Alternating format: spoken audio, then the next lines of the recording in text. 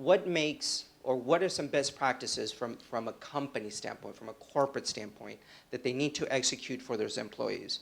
And the second part is, let's talk about what is really hard to talk about, which is the personal accountability. You know, I've had a lot of conversations with folks when they say, well, my company doesn't have leadership initiative programs, or they don't have the possibilities.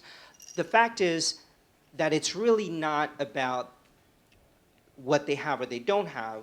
At the end of the day, it's still your responsibility. You're accountable. So I think that the dirty little secret that nobody wants to talk about is to actually put the responsibility on the individual and say, what are you doing? It doesn't matter whether your company has initiatives or not. There are so many initiatives outside these companies that you can take advantage of, but at the end of the day, it's your responsibility. So the first part is, what are some best practices that companies are doing or can be doing? The second part is, what's up with that, the accountability part, and why do you personally feel that there's not a lot of stepping up of individuals and saying, this is what I'm going to do? Do you think it's a lack of game plan? Do you think it's a lack of just a roadmap or the blueprint? First of all, in terms of best practices, I think that most companies have all of the same kind of programs or tools. They'll typically have, you try to get an executive to chair the diversity councils. At Nielsen, we have someone who reports directly to the CEO is ahead of each of our 5 diversity councils in Chicago, Florida, New York, Los Angeles, and Cincinnati.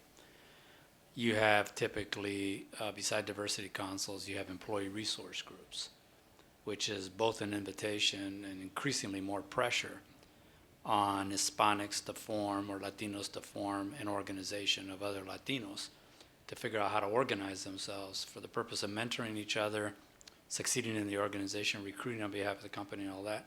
So most organizations have that. Most organizations will be pretty good at programmatics. They'll have events. They'll have, as you mentioned earlier, food kind of things, taste my food and all that. So they're all going to be good on that. Where it gets down to is preparing both the environment and the climate. Take your time.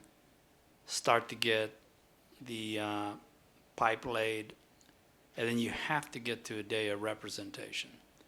And that's where we've been at Nielsen after 3 years of saying, what I say is warming up. We've got very, very good value now about the power of diversity, particularly as we become more and more global. We have a lot of our senior leaders have been engaged and have been judged in terms of how well they've done in sponsoring diversity. We have our ERGs are in pretty full flight. In fact, some of them are starting to move off a little bit until we give them a little more juice. And now comes the time when we start grading our leaders on, have you increased the representation of diverse people in the workforce? And that's the part you got to get to, and that's the accountable part. And that's hard. It's very, very hard. If you ever do the mathematics around how many Hispanics you'd have to find for the purpose of creating a number that will be interviewed for the purpose of getting a selection rate, for the purpose of getting a start rate, the math is tough. And so it typically pales a lot of our leaders when they look at whether or not there's enough representation for them to really increase the population significantly in skilled jobs. It's tough. And the really, really good companies have got, are the best at it, and they're really competitive.